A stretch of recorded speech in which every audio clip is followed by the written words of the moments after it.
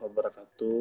Selamat Waalaikumsalam siang, warahmatullahi Anda semua. Pada hari ini, lanjutan mungkin dari yang disampaikan oleh Bu Minda pertemuan perdana, dan seharusnya minggu kemarin kita juga menyampaikan ini karena memang ada acara bakti fakultas, dan tentu pada hari ini kita menyampaikan secara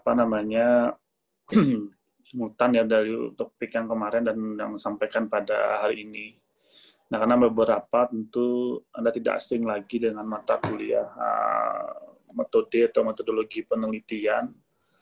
Nah, dan tentunya kita ada beberapa yang kita review juga, dan nanti tentu ada penekanan-penekanan dan juga penugasan yang sudah disiapkan oleh tim nantinya. Nah, karena mata kuliah ini cukup penting di dalam proses pendidikan Anda nanti, dan juga untuk tugas akhir ya, tesis sebagai requirement atau prasyarat. Nah, dan ditambah nanti publikasi ini menjadi penting untuk nanti kita persiapkan supaya tidak jadi keterlambatan, dan tentunya tidak ada alasan lagi karena memang banyak rata-rata ya saya melihat di prodi yang lain, S2 yang lain itu terkendala di tesis akhirnya gitu. Karena memang ya kehabisan ide atau memang mulai malas bergerak. Karena riset itu menjadi bagian penting. Nah, saya nanti menjelaskan apa beda metodologi, ada juga bicara metode penelitian dan bagaimana paradigma itu. Nah, secara tentu Anda memahami dulu apa sebenarnya tujuan dari penelitian itu sendiri. Karena kita nggak tahu kenapa kita mau meneliti, kenapa kok kita di S2 atau di S1 itu butuh penelitian. Ada nggak sih S1 yang tidak harus skripsi gitu kan? Pernah juga ada beberapa dulu menerapkan. Nah, apa membedakan orang yang mempunyai riset ini dan tidak? Kenapa di SMA nggak ada juga penelitian menjadi salah satu syarat lulus SMA misalnya? Nah, terus Anda juga memahami ya tadi saya katakan tujuan meneliti dan bagaimana alurnya, dan bagaimana sebuah penelitian itu harus ilmiah gitu. Dikatakan di sebuah riset atau memang hanya sekedar ya observasi saja gitu. Nah, ini yang kita pahami nanti. Nah, pertanyaan mendasar, ya sama kita memahami tadi saya katakan, apa itu riset? Boleh nggak kita melakukan penelitian ini secara berulang-ulang gitu kan? Karena juga menjadi pertanyaan kita, penelitian itu nggak boleh diulang, nggak boleh sama. Nah, sedangkan kita tahu bahwa riset itu kata dari terms research itu adalah research gitu kan, artinya pekerjaan yang sebenarnya berulang-ulang. Padahal kita nggak menyadari makna sebuah pencarian itu, apa yang kita cari kan gitu. Nah, sebenarnya perspektif itu adalah ini kan sebagai fondasi. Nanti bicara epidemiologi kan tidak bicara metodenya, tapi konsep dari risetnya ini harus kita pahami, pencarian berulang-ulang dari perspektif atau dimensi yang berbeda. Bisa saja hari ini kesimpulannya ini, bisa saja dia akan berubah nanti 2 tahun lagi, ternyata kebenaran itu enggak ini gitu. Nah, ini menjadi proses pencarian itu. Nah, tentu kita tahu kebenaran sesungguhnya adalah ya Allah yang miliki gitu, Allah yang punya gitu. Makanya kalau dulu ya nanti Anda ngambil S3 aja bisa saja satu semester itu hanya memperdebatkan ada dan tidak ada gitu. Mana yang ada, mana yang tidak ada. Nah, seperti itulah kadang-kadang kita mempelajari filosofinya di sebuah riset. Nah, kalau di S1 saya bercanda juga ke anak S1 ya sama juga ke Anda.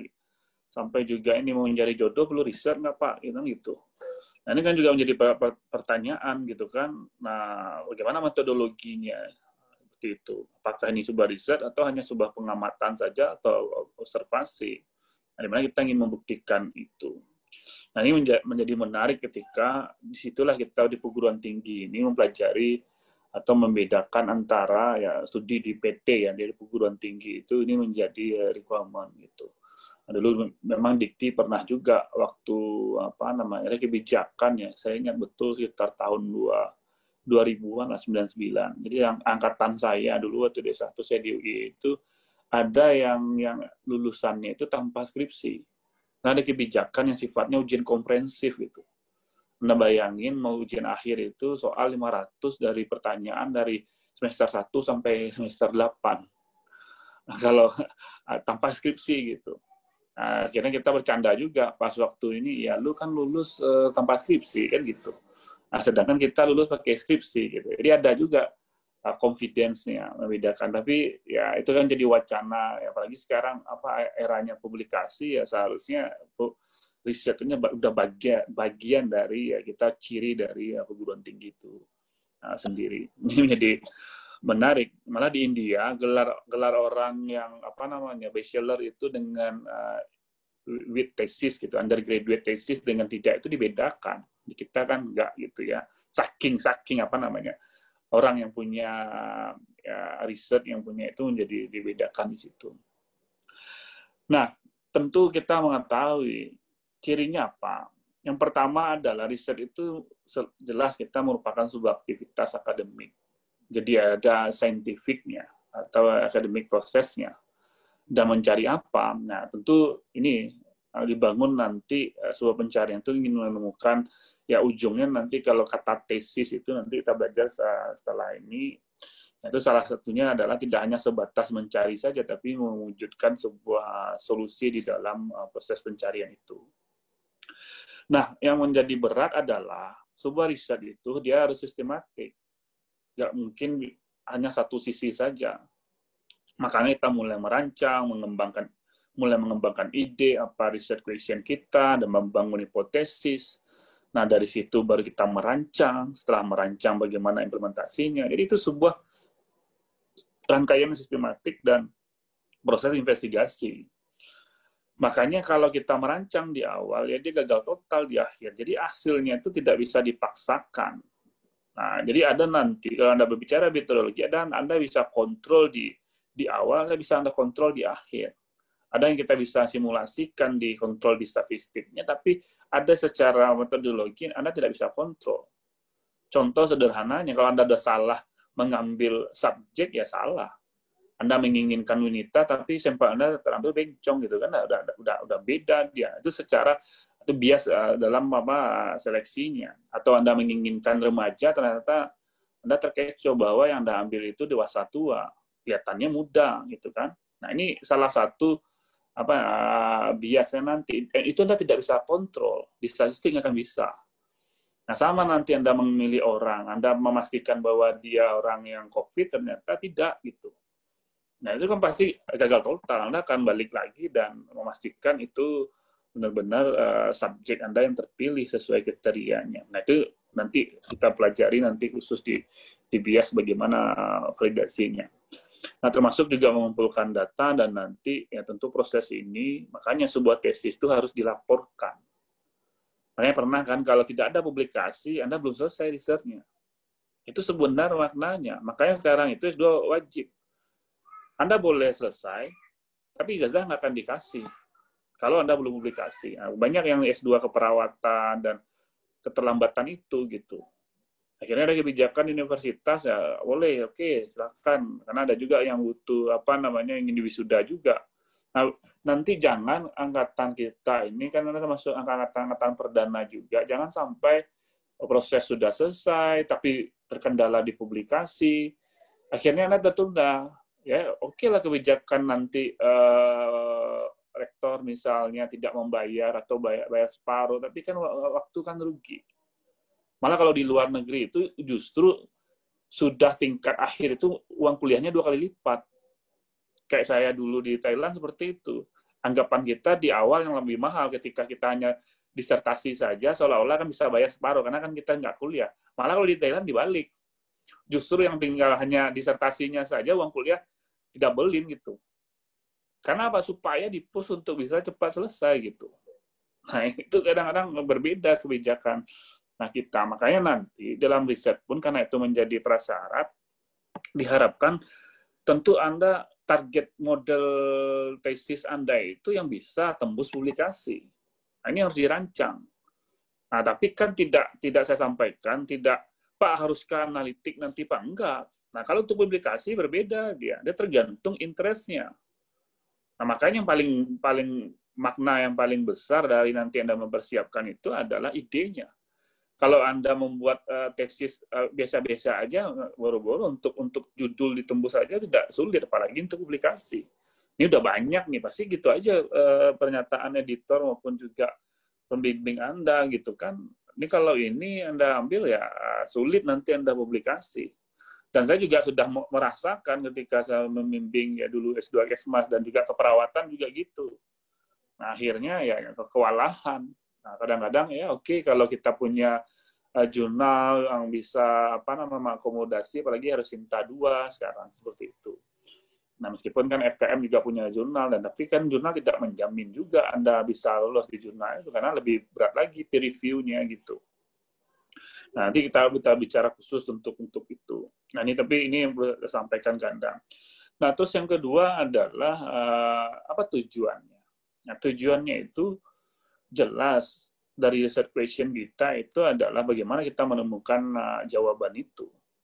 Tidak hanya sekedar jawaban, tapi bagaimana pertanyaan-pertanyaan itu melalui prosedur ilmiah. Makanya ada sebuah tesis yang akan kita buktikan nanti. Ada mendapatkan wawasan baru, menggambarkan secara akurat dan karakteristik dari individu atau kondisi suatu kelompok itu. Dan kalau epidemiologi kan bicara waktu, orang, dan tempatnya tadi. Nah, tentu juga menemukan secara menguji hipotesis dan hubungan sebab akibat atau kausalitas di situ. Nah, intinya sebenarnya gini, tentu yang kita cari itu sebuah kebenaran, belum tentu yang ada pada hari ini adalah itu yang benar. Bisa saja Anda membantah sebuah kebenaran yang ada ini dengan ilmiah gitu. Nah, ini paling lucu misalnya sederhana saja, kenapa kok orang meneliti Pak mana duluan ayam, mana telur gitu. Nah, itu kan sederhana saja gitu, ingin membuktikan apakah dua-duanya diciptakan langsung hadir gitu atau memang duluan gitu. Nah, ini perdebatannya juga panjang. Nah, kalau kita ingin buktikan secara biologis gitu kan. Nah, sama juga kadang-kadang aneh juga kenapa orang ingin meneliti ini apa sebenarnya. Nah, kan lama-lama kan pertanyaan-pertanyaan penelitian itu yang harus kita jawab. Dan Anda bayangkan ketika Anda bertemu dengan Tuhan Anda gitu kan, ya tentu kita sang pencipta, banyak pertanyaan yang akan kita ingin sampaikan kepada Allah kan gitu kan, untuk dijawab yang belum kita bisa jawab di dunia ini gitu. Nah, ya, disinilah kadang-kadang orang yang mencari sebuah kebenaran itu ya pahalanya besar juga, tapi jangan sampai nanti lama-lama dengan hebatnya kita dan merasa ini malah kita juga sadar bahwa kita ini juga sebenarnya ada keterbatasan di situ. Nah, berbeda nanti kita bicara rancangan dengan jenis dari penelitian. Nah, kalau rancangan kan ada yang basic design ya, seperti yang kita kenal cross-sectional, case control, dan cohort. Sedangkan kalau bicara tipe atau dasar penelitian dibagi seperti ini yang ada beberapa. Pertama bicara deskriptif atau analitik, ini kita sudah pelajari di awal, dan ternyata penelitian pun juga ada konsep seperti ini. Nah, ada bicara apply, itu penelitian yang sifatnya terapan, dan ada namanya penelitian dasar atau fundamental, atau basic research, atau pure research gitu. Nah, rata-rata kalau kita di Kesmas itu lebih banyak cenderung apply research. Meskipun ada juga beberapa fundamental research. Sedangkan kalau teman-teman di kimia, fisika, atau di FMIPA gitu, itu lebih banyak di fundamental research ini dibangun. Dan lebih banyak menemukan sesuatu yang baru, atau invention atau innovation yang baru. Nah, apply research ini tentu dibangun juga fundamental research-nya. Nah, ada bicara kuantitatif dan kualitatif. Saya kira Anda juga paham ini apa beda kuantitatif. Sederhana saja. kuantitatif adalah kita lebih banyak bicara angkanya, sedangkan kekuatan di kualitatif ini bicara katanya. Nah, ini masing-masing beda nih. Ada orang yang passionnya di kualitatif. Dikatakan kualitatif mudah, nggak juga. Dikatakan kuantitatif mudah, nggak juga. Anda boleh coba nanti membuat paper untuk kualitatif itu lain juga beratnya gitu. Nah, saya pernah juga meneliti tentang gempa dan membandingkan antara kombinasi data kuantitatif dan kualitatif ini. Ya, ada saya membandingkan zona vulnerable dari zona gempa ini. Nah, ternyata ada satu kata yang sama di antara zona ini. Ketika ditanyakan bagaimana persepsi Bapak Ibu terhadap kesiapan tsunami dan gempa yang akan melanda Sumatera Barat gitu, atau di Kota Padang waktu itu. Nah, ada satu kata yang sulit juga kita menuangkan ke jurnal itu. Dia jawab gini, di Matibo lah Pak, gitu kan. Nah, itu kan sulit juga kita bagaimana ada ketidakberdayaan di situ dengan ternyata saya membuktikan baik zona yang hijau, yang oranye, ada kata itu yang terlontar. Nah, kalau nanti di dalam kualitatif itu kan di coding yang sama dia ada analisis juga, apalagi kualitatif juga ada software juga sekarang. Ada NVivo namanya, dan itu bisa dianalisis juga kata itu merangkai dari beberapa informan. Tapi ternyata tidak semudah kita bayangkan gitu. Seolah-olah ya ini kan tarik menarik, kualitatif itu cenderung subjektif Pak, sedangkan kuantitatif kan lebih objektif kita menilai, tapi tidak juga tergantung metode cara Anda menerapkan di lapangan. Nah, selanjutnya adalah bicara konseptual dan empirik. Nah, kalau bicara konseptual dan empirik, nah kalau dulu orang membuat riset zaman-zaman awal-awal misalnya kayak Thomas Alva Edison dan itu lebih banyak ke konseptual.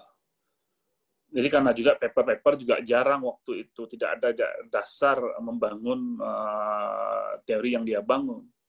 Jadi lebih banyak cenderung ke invention-nya gitu. Nah, kalau sekarang Anda meneliti kalau tidak ada dasarnya, nggak akan mungkin Anda membuat research question. Jadi setiap Anda melakukan makanya Anda bicara empirik gitu. Ada data-data empirik. Nah, data-data empirik itu cuma Anda catat ada dua. Yang pertama adalah bicara observasi dan kedua adalah eksperimen. Jadi ciri empirikal itu adalah observe atau pengamatan ya atau observasi. Dan yang kedua adalah uji coba atau eksperimen. Nah, itu ciri dari studi empirik. Oke, nah selanjutnya kita bisa lihat. Nah, di sini kita menyampaikan apa beda dengan riset metode dengan metodologi. Nah, ini pertanyaan yang seolah-olah mudah kita menjawabnya, tapi ini yang kita alami gitu. Nah, metode riset dengan metodologi. Tentu kita tahu, kalau kita bicara metodologi adalah ilmu mempelajari metode, gitu kan, metodenya. Nah, sedangkan riset metode itu lebih nanti bagaimana, di dalam teknisnya. Metode ini kita kembangkan nanti di dalam supaya kita terukur dengan benar. Nah, ini dasar, ini fondasi buat Anda. Jadi di dalam metodologi, kalau kita lihat tipenya di dalam riset method itu ada 3 sebenarnya. Nah, 3 ini bisa Anda lakukan. Anda membuat tesis bisa 3. Jangan Anda bayangkan Anda membuat tesis, Anda riset itu harus studi lapangan. Gitu. Nah, yang pertama itu adalah sebut dengan library research, atau bahasa lainnya adalah desktop study. Jadi Anda sebenarnya kalau bahasanya Anda meneliti rujukan atau referensi. Dengan COVID ini malah S2 udah ada aturannya disarankan ke library research atau desktop study. Jadi Anda nggak perlu ke lapangan. Nah, modelnya Anda bisa menganalisis dokumen, bisa mereview jurnal, bisa kalau yang FIP bisa dari catatan sejarah. Nah, ini metodenya ada juga macam-macam. Ada bicara reference analisis, ada record note, ada nanti meta-analisis.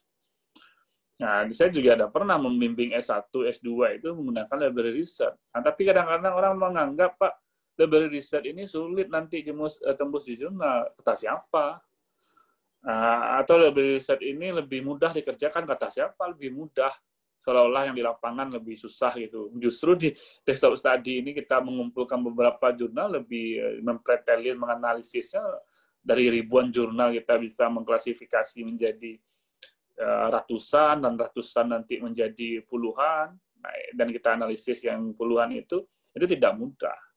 Nanti kan ada mata kuliah itu nanti session kita belajar di lab itu ada waktu itu bicara systematic review dan meta analisis. Itu di desktop study. Nah, yang kedua adalah ini yang biasa kita lakukan waktu di S1 mungkin. Itu adalah penelitian lapangan disebut dengan field research. Nah, field research ini bisa observasi langsung, bisa FGD, bisa personal interview, metodenya bisa survei, atau melalui sekarang telepon survei, atau Google Form. Nah, itu bisa dikembangkan. Tapi juga ada tekniknya. Nah, tentu kalau orang yang nggak paham, seolah-olah tabu aja kalau kita melakukan survei melalui telepon. Teman saya aja dari Cina dulu waktu ambil S3 malah telepon survei dia. Karena nggak mungkin dia langsung kontak dengan XIV waktu itu. Malah jurnalnya tembus dari 4 jurnal malah. Kalah dengan kita yang studi lapangan yang ketemu orangnya. Tapi tentu ada metodenya, bagaimana validasinya, nggak akan mudah memfollow up itu gitu. Nah, ada satu lagi teknik photographic teknik. Nah, ini juga field research yang ya kita di Kesmas itu kan biasanya yang kita lihat tuh orang ya. Nah, saya pernah bertemu dokter dari FIPA biologi ahli burung ini. Nah, dia bayangkan dia meneliti tentang tapir ya. Anda tahu kan tapir itu udah punah, udah langka. Nah, justru dia dapat penghargaan itu karena photographic teknik ini. Dia menemukan tapir itu ternyata masih ada di Sumatera ini. Orang yang sudah artinya kebenaran itu menganggap awalnya tapir di Sumatera udah nggak ada. Bayangkan dia bisa menemukan itu dengan teknik photographic teknik ini, dia membuktikan bahwa tapir itu masih ada.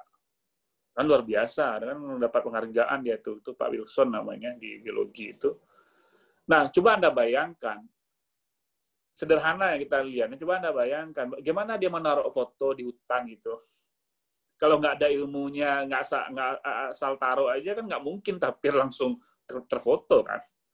Nah, pasti tahu dia jejak-jejaknya, bagaimana model daerahnya, dan kemungkinan probabilitasnya itu bisa dikatakan per 1/10.000 kemungkinan akan foto trapnya itu akan terfoto dia. Nah, dia cerita ke saya, anak muda, dilihat jejaknya. Nah, tentu dilihat tanahnya, ada jejak-jejak tapirnya di situ. Bagaimana memastikan dia jejak itu tapir? Jangan-jangan itu harimau, jangan-jangan itu orang, jangan-jangan itu kambing gitu. Ternyata luar biasa juga. Waktu itu kita melihat seolah-olah itu sederhana, tapi tidak mudah ternyata. Dan ini juga semuanya ada ilmunya. Nah, yang terakhir itu adalah laboratorium research. Nah, ini yang sekarang kita pastikan bahwa ya labor juga menjadi penting bagian kita melakukan penelitian. Nah, ini bisa kita kombinasikan dan dipastikan bahwa ini juga misalnya intervensi ya, dan ini dikombinasikan ketiganya. Dan itu saya kira Anda tinggal pilih atau mau mengkombinasikan itu. Nah, jadi yang dibutuhkan nanti adalah, jadi metodologi itu tidak bicara hanya metode penelitian, tapi juga bagaimana kita mengembangkan logika di balik metode itu dan digunakan dalam konteks studi penelitian. Nah, dan metode itu kan berkembang dia, tapi tentu bagaimana metode itu bisa dipertanggungjawabkan dan ilmiah kita bisa menjawab. Nah, tentu juga kita yang mampu dievaluasi baik dan atau gini, setidak-tidaknya metode itu bisa digunakan lagi oleh orang lain. Nah, jadi coba Anda bayangkan juga, setiap orang membuat hasil penelitian dan membuat kesimpulan, apakah orang langsung percaya? Nah, ini saya buat penelitian misalnya. Saya buat hasil kesimpulannya bombastis gitu. 85% mahasiswi di UNAN tidak perawan, kan gitu. Nah, kan bombastis hasil penelitian saya, dia pasti akan heboh orang. Pertanyaan orang adalah, tentu pertama, bagaimana Pak Dev bisa membuktikan 85% orang tidak, mahasiswi di UNAN tidak perawan, kan gitu. Nah, yang akan dilihat adalah metodenya. Nah, itu yang akan bisa dipertanggungjawabkan. Anda bisa aja membuat peneliti seenak Anda, bisa aja yang hasilnya membuat apakah itu menjadi kontroversi atau menjadi booming atau menjadi viral, tapi orang tidak akan percaya kalau metodologi Anda tidak jelas di situ berapa sampel yang Anda ambil. Nah, pernyataan yang tadi itu yang terjadi dulu waktu ada penelitian di Jogja mengatakan mahasiswi di seluruh Jogja adalah tidak perawan, hampir 90% tidak perawan. Dan ternyata pas ditelusuri, yang diambil sampelnya adalah orang sepanjang pantai Pantura itu, ternyata rata-rata PSK yang kebetulan ya mahasiswi gitu. Itu tidak dibias dia gitu. Kebetulan, nah ini yang sebenarnya ini PSK apa mahasiswi yang jadi PSK atau PSK menjadi mahasiswi, kan gitu. Dan itu digeneralisasi Jogja, kan lucu itu. Nah, itu pernah jadi kontroversi waktu itu. Nah, sama nanti kalau kita membuat penelitian dan kita tidak punya dasar, ini menjadi pertimbangan.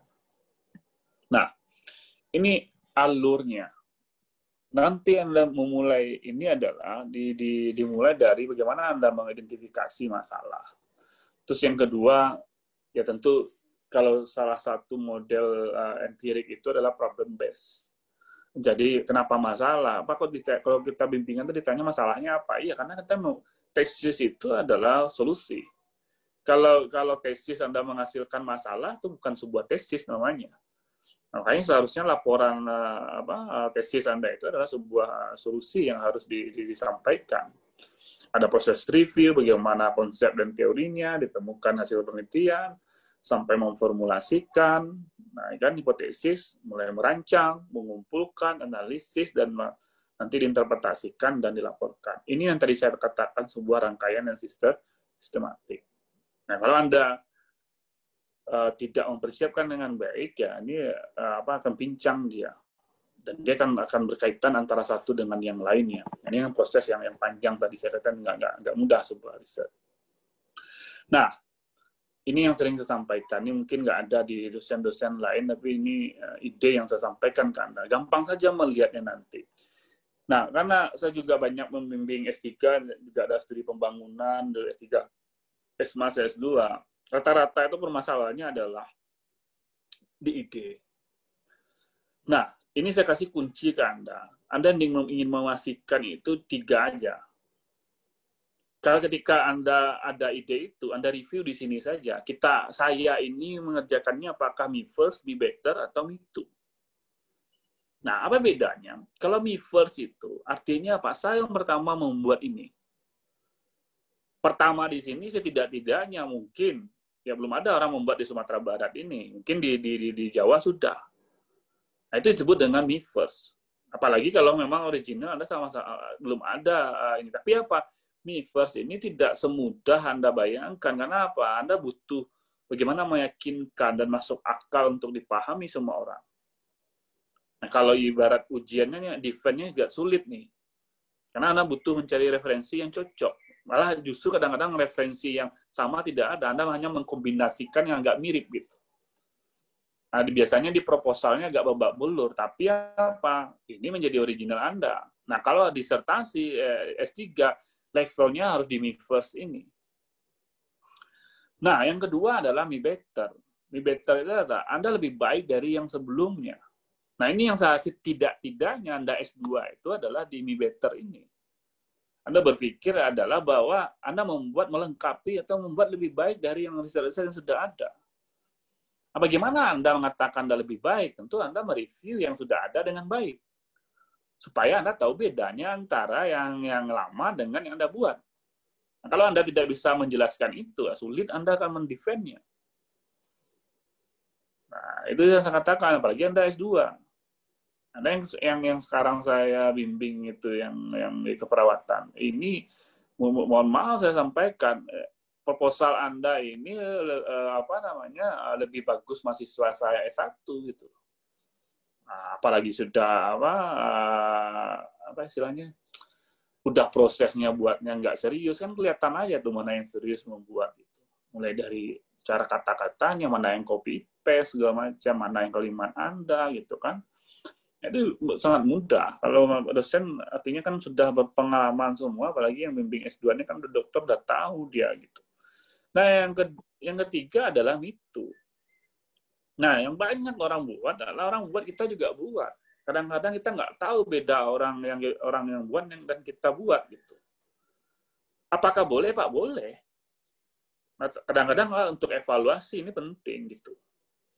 Nah, atau yang kemarin kita belajar ya, bicara generalisasi, belum tentu di daerah yang sama dengan daerah yang apa namanya berbeda, hasilnya sama gitu loh.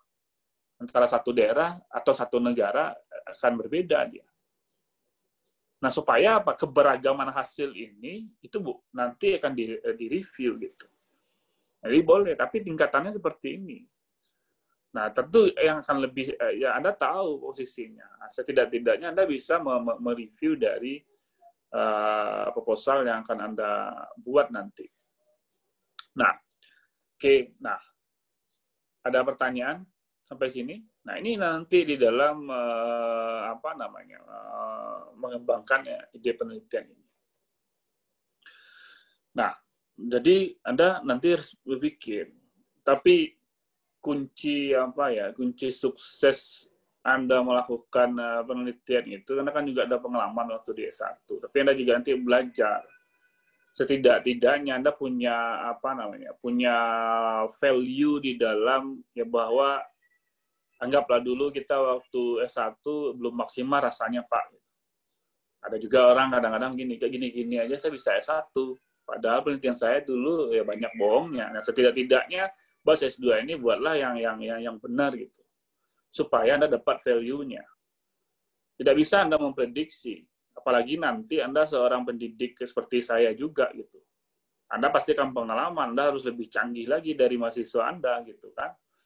Nah, saya juga nggak berpikir juga dulu apakah saya akan jadi dosen. Nggak bisa orang akan memprediksi. Nah, jangan-jangan saya mengajarkan Anda ini, jangan-jangan nanti Anda jadi dosen S2 di EPIT ini, salah satu angkatan ini, atau angkatan awal ini. Kita tidak bisa memprediksi. Dan mungkin siapa hari ini, atau siapa yang alumni paham betul itu bagaimana dosen-dosen yang baru sekarang itu yang saya ajarkan dulu. Anda cepat segera ngambil S2. Ada masanya nanti FKM ini membutuhkan Anda, dan itu salah satunya yang kemarin itu. Masuk 24 orang itu. Dan itu sudah lama saya menyampaikan pas awal-awal saya mau jadi dosen itu, pas angkatan-angkatan awal. Baik Pak Ratno yang ini, benar juga Pak Dev, iya, daripada nanti yang akan mengisi ini, mohon maaf, orang-orang yang tidak kompeten gitu. Yang Andalah yang harus mempersiapkan ini. Alhamdulillah, ya banyak di antara kita, apa namanya, alumni. Baik yang dari apa, macam-macam dia sudah beragam saat sekarang. Nah, ini yang saya sampaikan ke Anda. Nah, kita lanjut bicara paradigma. Nah, ini menarik juga. Nah, jadi ada istilah nanti, tadi kita bicara metodologinya untuk sebagai pengantar. Nah, kita bicara paradigma ini nanti bagaimana berpikir, dan deduktif dan induktif, dan bagaimana merumuskan, dan bagaimana critical thinking kita di dalam membangun masalah. Nah, saya kira ini cepat saja, yang tadi kan sudah saya sampaikan, beda deskriptif dan analitik, dan Anda bisa melihat perbedaan itu yang apa, tentu kuncinya hipotesis itu analitik, sedangkan deskriptif hanya menggambarkan. Nah, ini tadi bicara apply, bicara action research, dan sedangkan fundamental itu disebut dengan peer research. Ini Anda baca saja, dan saya kira ini sudah saya jelaskan tadi kelebihan-kelebihannya. Nah, oke, ini karena bentuknya saya nggak tahu nih. Karena ini ada gambar segitiga ya. Saya heran juga kok nggak muncul di sini, karena memang nggak PowerPoint-nya nggak bisa. Kayak jadi PDF, karena saya gunain tablet. Nah, segitiga ini Jadi saya coba bisa digambarkan nggak nih?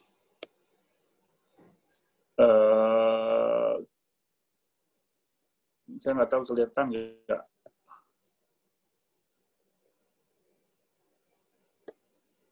Ya, segitiga ini ya. Kelihatan ya? Nah, coba garis ya. Nah, triangle health research ini saya sampaikan ke Anda bahwa kalau kita bicara penelitian kesehatan, makanya yang pertama itu kita memang harus memahami biomedikal ini. Biomedikal ini menjadi penting menurut saya. Makanya kita kalau yang kesehatan baik yang dokteran, dokter gigi, kesmas pasti belajar biomedical science. Ya bicara anatomi, patofisiologi, mikrobiologi dan lain-lain itu. Karena ini basicnya, ini harus kita ini. Nah, yang kedua adalah bicara health services. Nah, kenapa pelayanan kesehatan ini berkaitan dengan semuanya? Yang tadi saya bilang kita bidang kesehatan. Nah, yang menarik adalah coba lihat tantangan kita sekarang. COVID-19 saja. Nah, di COVID aja yang menjadi beban sekarang bicara perilaku kan. Nah, ini seolah-olah sederhana, tapi ini menjadi bagian penting yang harus kita pahami. Jadi kita harus belajar antropologi, apalagi sekarang bicara sosial, epidemiologi, dan juga psikologi gitu. Ini juga menjadi perkembangan yang harus kita pahami. Dan ini berkaitan semua. Nah, ini fondasi itu. Nah, oke. Nah, selanjutnya adalah kita bisa lihat. Nah, tentu di sini adalah bicara apa beda antara kita berpikir induktif dan deduktif. Nah, sederhananya gini, kalau kita bicara induktif, itu adalah ketika kita berbicara dari yang spesifik untuk bisa kita melihat yang lebih luas lagi. Jadi intinya peneliti membuat pengamatan berulang dan menggunakan bukti tersebut untuk menghasilkan teori dan untuk menjelaskan apa yang telah mereka amati. Jadi kita berpikir yang kecil menjadi yang lebih besar lagi supaya kan lebih komprehensif. Nah, sedangkan deduktif itu lawan dari induktif. Yang tadi kita dari kecil berpikir yang besar, kalau deduktif itu terbalik, dari yang besar menjadi lebih spesifik dia. Dan nanti di sini kita lakukan, kapan kita melakukan, mengembangkan kerangka teori dengan bicara kerangka konsep. Nah, kalau kita membuat kerangka teori, tentu kita berpikir induktif. Tapi ketika dari kerangka teori, jadi ketika kita membuat sebuah kerangka konsep, itu berpikir yang namanya deduktif. Nah, intinya adalah induction move forward from particular to the general. Artinya lebih spesifik ke umum. Itu bicara induktif. Sedangkan deduktif backward movement dari general menjadi partikular. Artinya dari umum menjadi lebih spesifik. Nah, yang ini biasanya adalah ini yang dari kerangka bicara teori kan di sini. Nah, sedangkan di sini nanti bicara konsep. Jadi dari teori dan konsep. Itulah kadang-kadang kapan kita berpikir deduktif, kapan kita berpikir induktif seperti itu. Oke, nah selanjutnya adalah kita bisa lihat. Nah, apa itu berpikir ilmiah? Nah, seolah-olah kan apakah kita sudah berpikir ilmiah? Yang pertama adalah jelas, kalau bicara ilmiah itu, baseline-nya kenapa kita belajar kerangka konsep, kemarin itu adalah bicara hubungan sebab akibat. Jadi ada sequence antara satu kejadian dengan kejadian sebelumnya. Nah, tapi kadang-kadang temporalitas itu tidak selalu temporal. Nah, nanti Anda akan paham itu di dalam proses investigasi, lagi nanti belajar investigasi wabah ya. Nah, ada asumsi tertentu dan juga yang perlu kita verifikasi dari hipotesis berbagai konsep ini dan juga pertama ini juga menarik, ini yang tadi saya katakan, bias ini jangan emosional ini. Jadi Anda pernah cerita mahasiswa ini di S1 ya. Jadi akhirnya terjadi bias emosional gitu. Ada prasangka pribadi. Jadi kita tidak objektif lagi melihat gitu. Malah pernah waktu itu jangan sampai nih ditanya nanti, Jupri, kenapa Anda ngambil penelitiannya di Pariaman gitu kan? Ya karena saya pulang kampung, Pak. Kampung saya di Pariaman. Nah, itu nggak objektif kita memberikan justifikasi. Ya, ada pernah dulu mahasiswa, ternyata dia pulang kampung, meneliti, dan ternyata lebih parah lagi, subjeknya keluarganya dia semua gitu. Karena dosennya mampu menggali itu, nih ya kebetulan ini Pak, di keluarga saya masuk dalam ini. Kalau jawabannya ya kemungkinan di random dan itu kerangka sampel yang masuk keluarganya nggak ada masalah, karena kesempatannya di situ. Tapi kalau ini nanti kan akan menjadi bias dia gitu. Termasuk juga nanti kenapa Anda pilih di waktu itu misalnya di departemen di Depsos gitu. Ya karena papa saya kerja di sana kan lebih mudah. Kenapa kamu magang di BPBD? Nah, jangan sampai justifikasi itu menjadi subjektif dia. Nah, itu juga jelaskan bagaimana berpikir masalahnya, survei masa lalu juga menjadi dasar kita dalam penyelidikan. Dan perumusan hipotesis juga mewakili solusi yang tentatif dari masalah, dan termasuk juga kegiatan-kegiatan yang diselenggarakan, dan ini perlu diverifikasi yang bukti di lapangan. Nah, ini yang menarik gambar ini. Bagaimana hubungan teori penelitian sebelumnya dan hipotesis? Coba Anda lihat. Ini banyak masalah ya. Ini saya pelan-pelan di sini. Untuk membangun hipotesis, biasanya banyak nih mahasiswa itu hanya berdasarkan landasannya dari teori saja. Karena teori ini kan lebih mudah, ini dapat dari dari buku, dari buku, dan biasanya dicaplok aja nih kalau dari buku ini. Nah, tapi kelemahannya kalau diambil dari buku? Ini juga teori-teori yang sudah udah kuno gitu, udah lama. Nah, seharusnya kalau Anda ingin mendapatkan ide baru, nah Anda beralih ke sini. Anda lebih bagus kuatnya di reviewnya di sini, penelitian sebelumnya. Nah, kalau ini dikombinasi keduanya, ini kan menjadi sebuah hipotesis baru. Kalau enggak menjadi hipotesis lama saja. Nah, ini yang tadi saya katakan, proses berulang-ulang tadi. Kalau mulai dari sini dan nanti kita melakukan penelitian, nanti kan dilanjutkan, orang akan membuat hipotesis baru lagi. Apakah nanti akan mendukung teori yang sudah ada, atau kita akan menyanggahnya, atau akan berbeda dia. Nah, orang banyak abai di sini. Nah, yang lebih parah lagi itu kalau mahasiswa S1, teori ini diambil aja dari tesis atau skripsi sebelumnya tentang dia meneliti hipertensi, diambil aja bulat-bulat di bab 2-nya hipertensi. Jadi nggak ada yang bertambah sesuatu yang baru.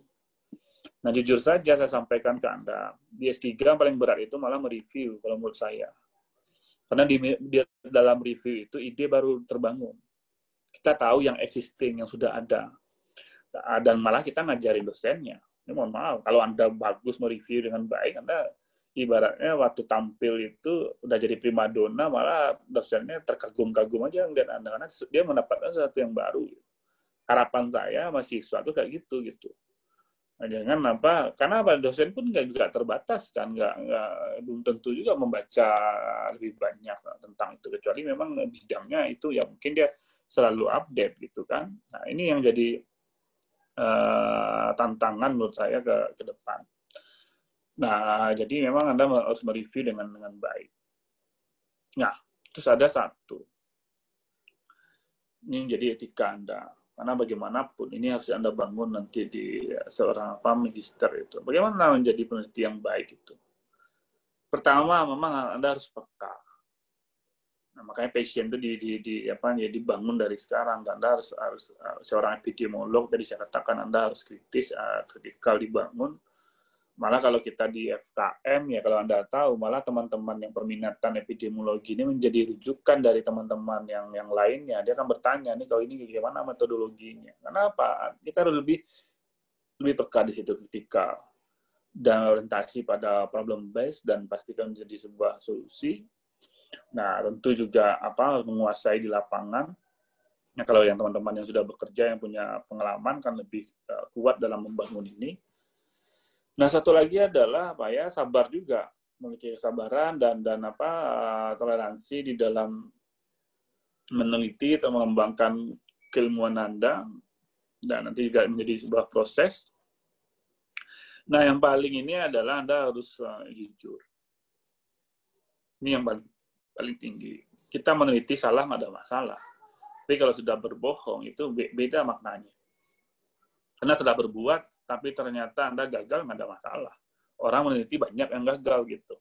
Tapi kalau meneliti yang bohong Anda benarkan, ya ini yang merusak secara etika dan juga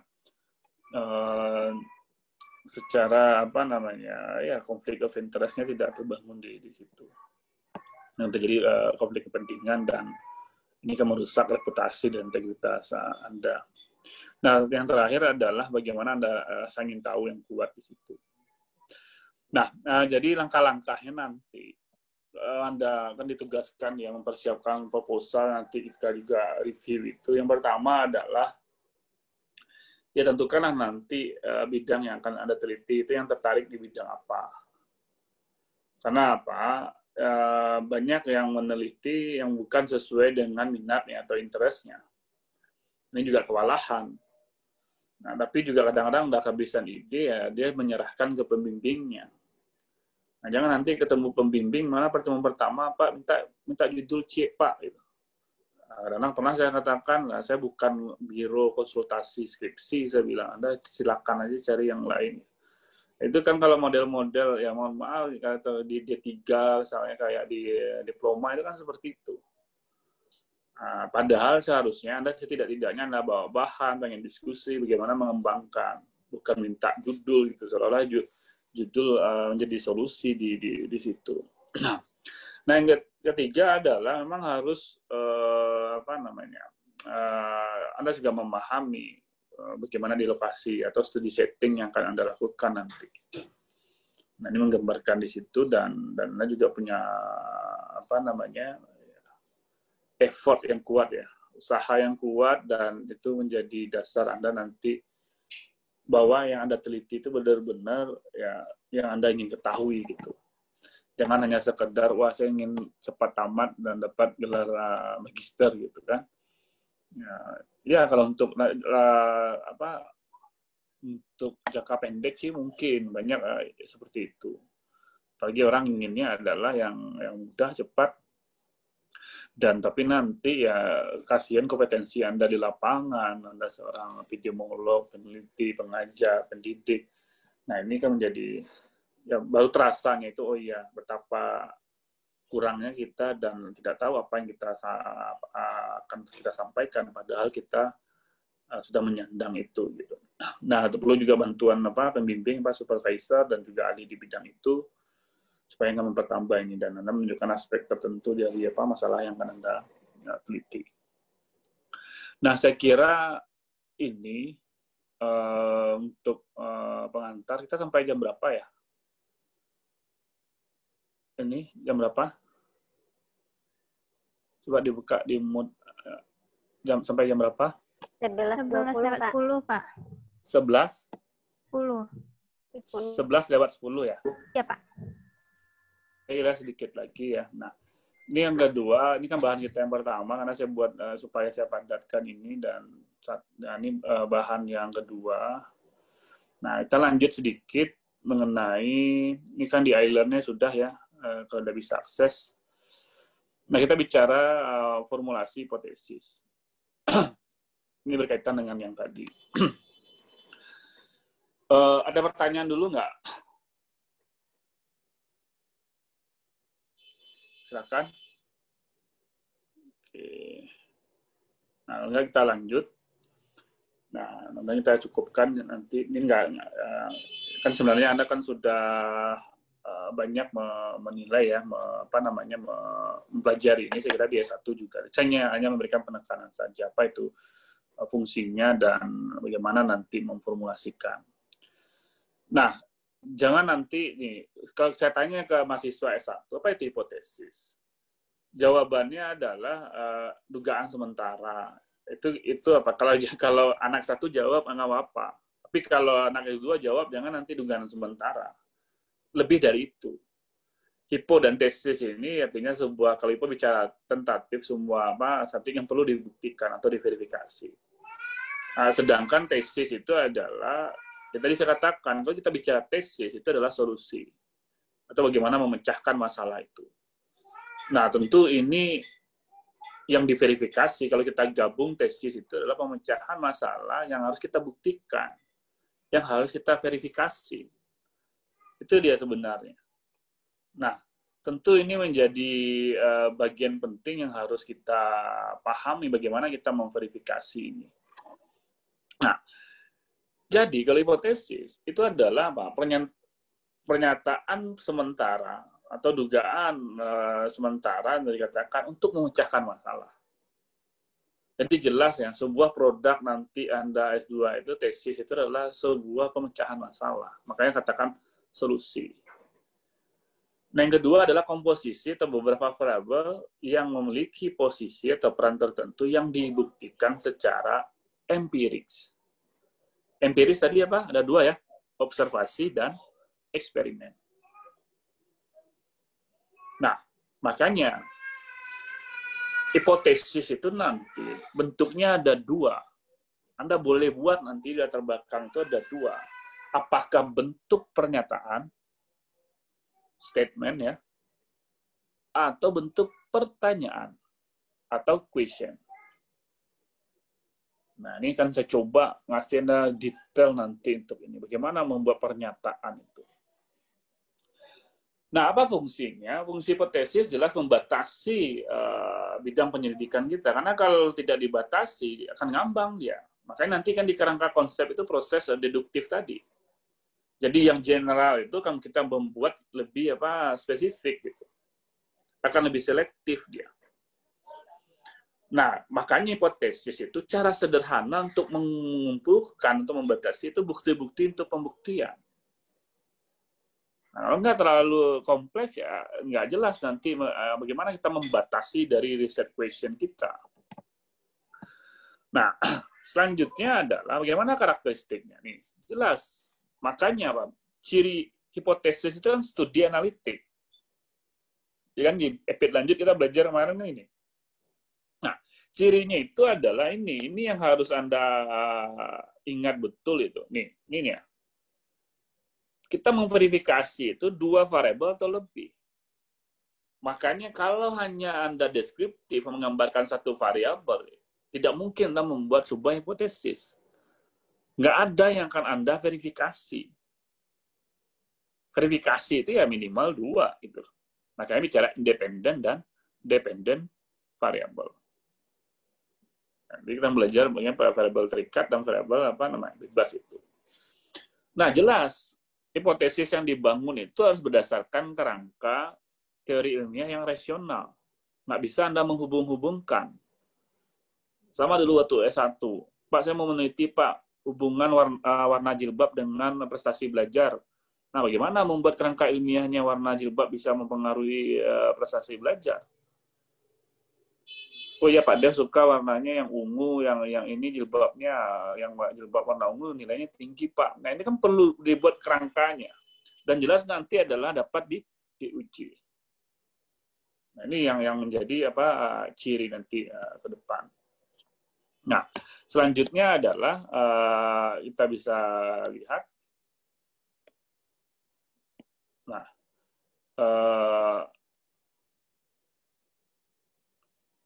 ini yang disampaikan. Pertama adalah bentuk pertanyaan, yang kedua adalah statement. Apa bedanya? Anda bisa baca di sini. Kalau dia hipotesis dinyatakan dalam bentuk pertanyaan, ya apakah ada pengaruh interaksi kegiatan ekstrakurikuler dengan hasil belajar? Nah, ini kalau kita coba highlight kan berarti kan independent variable-nya adalah kegiatan ekstrakurikuler. Sedangkan dependennya yang akan dilihat outcome-nya adalah hasil belajar. Ini yang akan diverifikasi. Nah, sedangkan kalau kita lihat di bawah, coba kita lihat. Kalau dia bentuk statement, ada pengaruh interaksi yang signifikan kegiatan ekstrakurikuler dengan hasil belajar. Nah, di sini apa bedanya? Dia juga sama, yang akan dinilai adalah ekstrakurikuler dan juga hasil belajar. Tapi juga sudah ada deklaratifnya, statementnya itu adalah dia mengatakan dia signifikan. Ini juga ada di sini, tapi dia ini baru bentuk pertanyaan, bicara pengaruh di sini. Di sini sudah nanti ada juga mengatakan lebih tinggi, lebih rendah. Itu kan sudah statement yang sudah dideklar gitu. Nah, itu kan dibuktikan apakah sesuai nanti hasilnya apa tidak. Nah, ada yang bentuk pertanyaan dia tidak tahu apakah bagaimana pengaruh. Yang penting dia apakah berhubungan, ada hubungan, atau ada perbedaan, atau ada pengaruh. Nah, ini kita lihat. Nanti kalau bicara pengaruh ini kan nanti kita belajar multivariat itu kan lebih jelas maknanya, mana yang hubungan, mana yang pengaruh, mana yang ini. Oke, lanjut. Nah, ini contoh. Nah, di dalam hipotesis itu ada sifatnya langsung dan tidak langsung, directional dan non-directional hipotesis. Nah, kalau dia langsung, coba Anda lihat. Kan?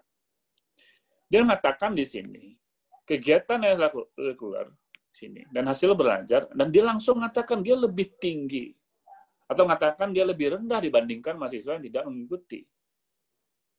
Nah, sedangkan kalau non-directional dia tidak ada pernyataan yang lebih tinggi atau lebih rendah. Tapi dalam hal ini adalah dia mengatakan dia penting ada perbedaan. Nah, ini kalau dalam nanti di statistik, kalau Pak Arya menjelaskan ada bicara one way hipotesis, ada yang two way. Yang satu arah, ada yang dua arah.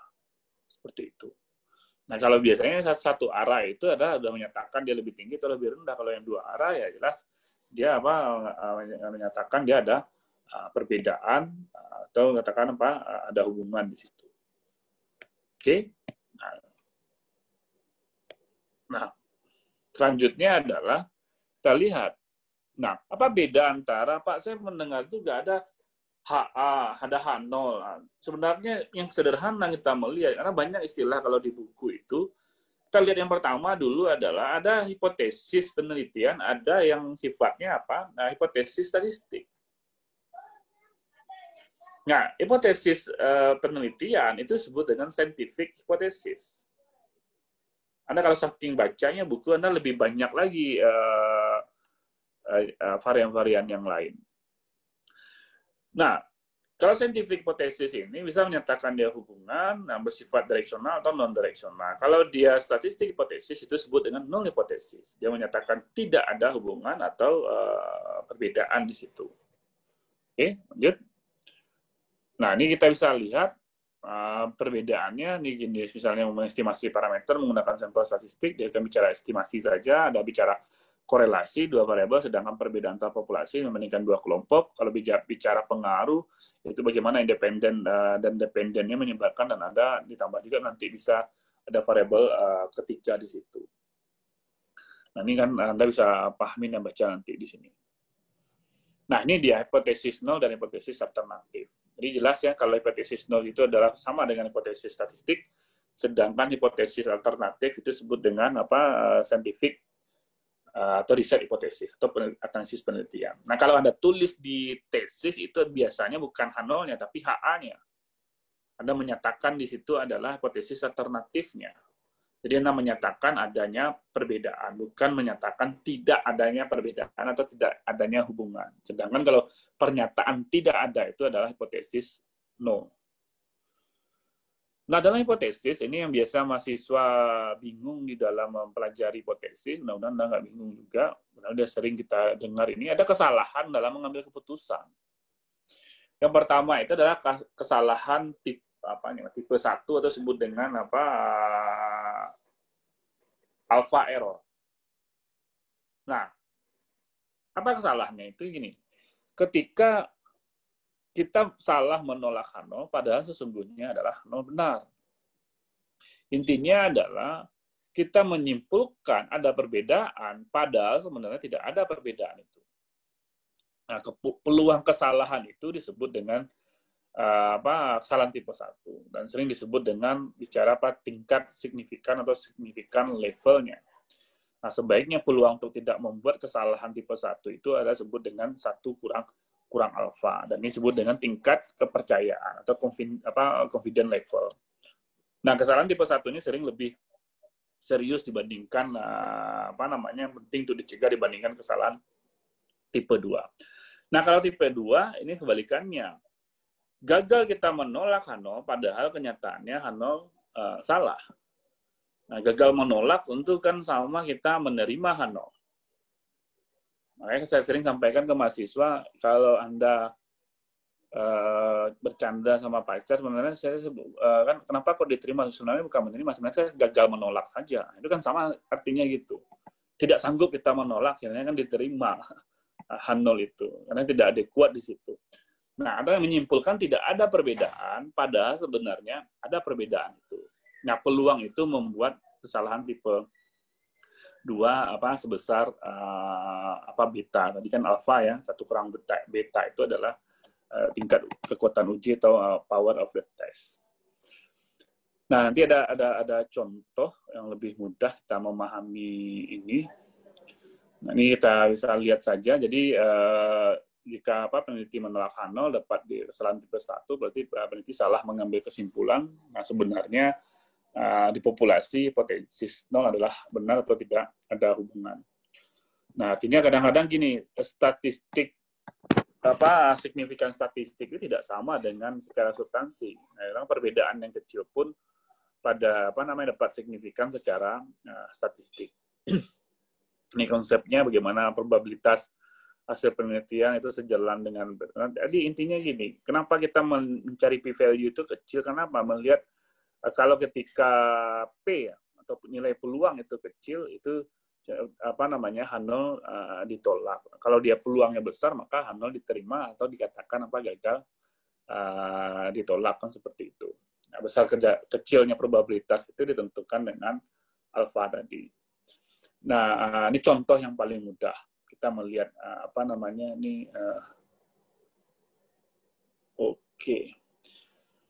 Nah, ini contoh melihat peluang tadi ya. Nah, ini saya coba pelan-pelan di sini. Nah, jadi ada mahasiswa A ke mahasiswa B. Saya akan mengikuti kuliah epidemiologi analitik jam 12.30. Nah, dikatakan di sini kan 12.30. Nah, sedangkan mahasiswa C dan mahasiswa B menyatakan bahwa mahasiswa A itu direktorat jam 12.35. Yang kita ingin buktikan adalah apakah dua pernyataan ini sama benarnya. Mana yang benar? Apa dua-duanya memang benar? Atau salah satu yang benar? Kan seperti itu. Yang satu mengatakan 12.30 di FKM, yang satu 12.35. Apakah dengan jeda waktu 5 menit sudah bisa dia berada di misalnya anggaplah dia kuliah di Jati dengan berada di rektorat di Limau Manis. Nah, ini menjadi pertanyaan yang harus kita verifikasi. Nah, artinya apa? Yang tadi saya mengatakan di sini, tentu jika mahasiswa A akan mengikuti epidemiologi analitik sampai jam 12.30, berapa besar kemungkinan dia berada di rektorat? Sedangkan 30 ini masih di Jati, kan seperti itu. Nah, berapa peluangnya? Nah, tentu yang akan menjadi pembagi kita adalah di sini. Pernyataan pertama adalah hipotesis 0, sedangkan pernyataan kedua hasil penelitian, dan ini akan diuji secara statistik. Berapa kemungkinan P-nya tadi? Ini kan? Ini mudahnya kita memahami itu. Berapa peluang itu? Membedakan antara dia berada di rektorat atau memang dia kuliah gitu. Nah, ketika kita mengatakan apakah hipotesis 0 ditolak atau tidak, tentu yang akan diuji adalah ini. Kalau secara kita menduga saja, pasti peluangnya kan kecil kan, ya enggak? Yang satu di Jati, yang satu di rektorat. Intinya adalah pasti ada satu yang salah, ya kan? Jadi dari dua pernyataan itu harus ada yang salah. Nah, ketika kita menguji itu. Nah, artinya apa? Jika observasi benar, berarti pernyataan yang pertama salah. Kalau tadi dikatakan nomor 2 itu adalah hasil penelitian kita. Nah, jadi mahasiswa B tidak mengikuti epidemiologi analitik sampai jam 12.30. Nah, artinya apa? Nilai P-nya kecil, probabilitasnya kecil. Nah, harus ada pernyataan yang salah. Jika observasi benar, berarti apa? H0 salah. Ya kan? Artinya H0 salah berarti apa? Ada perbedaan atau ada hubungan. Nah, berbeda kalau kita rubah seperti ini. Yang tadi 12.30, ternyata observasi kita 14.30, dia berada di rektorat. Kemungkinan dia bisa masuk sebentar, habis itu dia ke rektorat. Ya kan? Kalau yang tadi itu naik helikopter pun juga nggak sampai ke rektorat. Kecuali dia punya jin gitu kan untuk bisa. Itu nggak mungkin. Nah, artinya peluang ini kemungkinan dia ada dua-duanya gitu. Kemungkinan dia kuliah dan juga dia direktorat, mungkin mengurus administrasi. Artinya apa? Jika model seperti ini, kedua pernyataan benar. Kalau benar, berarti peluang itu kan besar dia.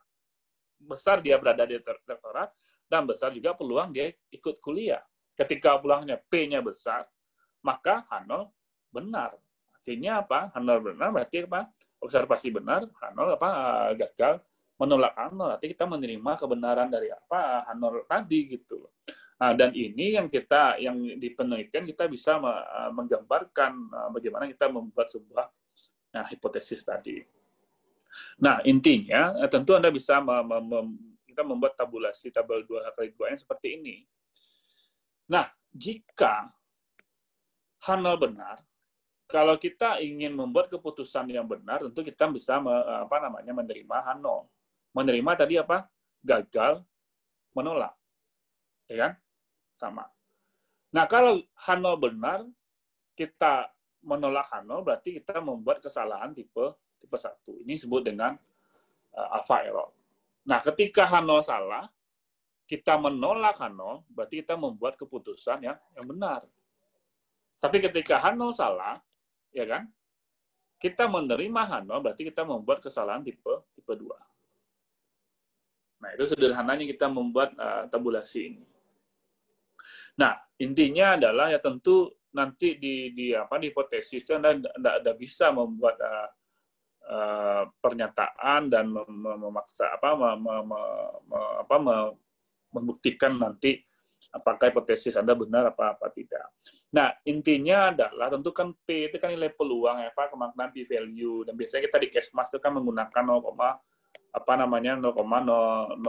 atau alfa 90% confidence intervalnya adalah 90% gitu kan.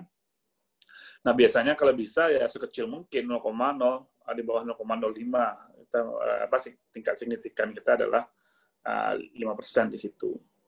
Nah, tentu kalau penelitian eksperimen ya, kalau saya membimbing mahasiswa FKG, ya biasanya kan banyak di laboratorium menggunakan alfa 1%. Itu kan biasanya kan di laboratorium. Nah, jadi nilai P itu merupakan nilai menunjukkan besar peluang salah kita menolak H0 dari data penelitian, dan diharapkan tentu adalah nilai P itu sekecil mungkin. Nah, sebab kita nilai P kecil, maka kita yakin bahwa adanya perbedaan pada hasil penelitian kita. Dan tentu kita nilai P yang kecil, maka perbedaan yang ada penelitian itu terjadi bukan karena faktor kebetulan atau disebut dengan chance tadi. Nah, saya kira itu kita hari ini, dan panjang lebar kita menjelaskan mulai dari konsep awal. Dan ini tadi saya akan sampaikan kepada Anda semua, dan tentu ini akan berkaitan semua. Ketika Anda belajar biostatistik di semester ini, nanti Anda belajar epid analitik, dan itu saling berkaitan secara metodologi. Jadi itu saya katakan, kalau Anda ya libur sekali, dan ini kadang-kadang takutnya missing. Jadi kaitannya itu tidak sampai gitu. Nah, sedangkan ini tadi saya katakan ini sebuah sistematik, dan kita di ilmu epidemiologi ya salah satu core-nya itu adalah metode. Selain nanti Anda bicara yang lainnya gitu, kan bicara penyakit dan bicara apa kebijakan dan lain-lain, dan juga perlu dikembangkan nanti ke depan. Nah, pertanyaan saya terakhir, island-nya bagaimana bisa diakses? Ini udah bisa ya, itu Udah bisa, Pak. udah bisa ya. Nah, jadi kalau ada kendala tolong di karena memang ada setting apa admin course-nya gitu. Nanti saya update di situ, dan coba juga yang kemarin Rapid Analytic ya, yang perlu kita diskusikan, coba Anda buat saja lah di kertas di Word ya, dan nanti apakah Anda PDF kan Anda upload saja yang tugas untuk yang Rapid Analytic yang kemarin bicara perbedaan antara deskriptif dan analitik. Nanti beberapa nanti juga diambil dari situ dan itu masih terbuka sampai akhir September, termasuk juga tugas-tugas yang lain. Nah, kalau ada terkendala agar disampaikan ke saya atau di WA. Takutnya kan beda role saya sebagai dosen dengan mahasiswa itu ya, saya juga nggak punya akun mahasiswa untuk mau dicoba, itu makanya saya tanyakan ke Anda semua. Oke, saya kira itu cukup. Kalau ada pertanyaan, Pak, maaf Pak, ya. Untuk absen hari ini nggak bisa diisi Pak? Nggak bisa ya, ini kan juga iya, karena baru mulai enroll hari ini sepertinya, jadi belum bisa diisi hari ini. Ya, nanti coba saya lihat minggu depan. Nah, kalau ini kan nanti bisa manual aja ya, dibuat absennya. Kalau hadir semua kan tinggal ini nanti kita dokumentasikan, termasuk juga yang kemarin di WA aja, saya direkap aja untuk itu. Saya kira kan hadir semua, yang mungkin ada yang terlambat saja yang saya lihat di situ. Oke, terima kasih atas perhatiannya.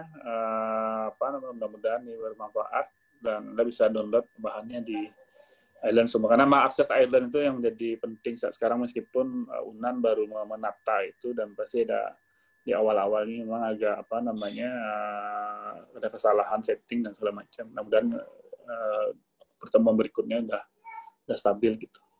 Oke, saya akhiri. Assalamualaikum warahmatullahi wabarakatuh. Waalaikumsalam warahmatullahi wabarakatuh.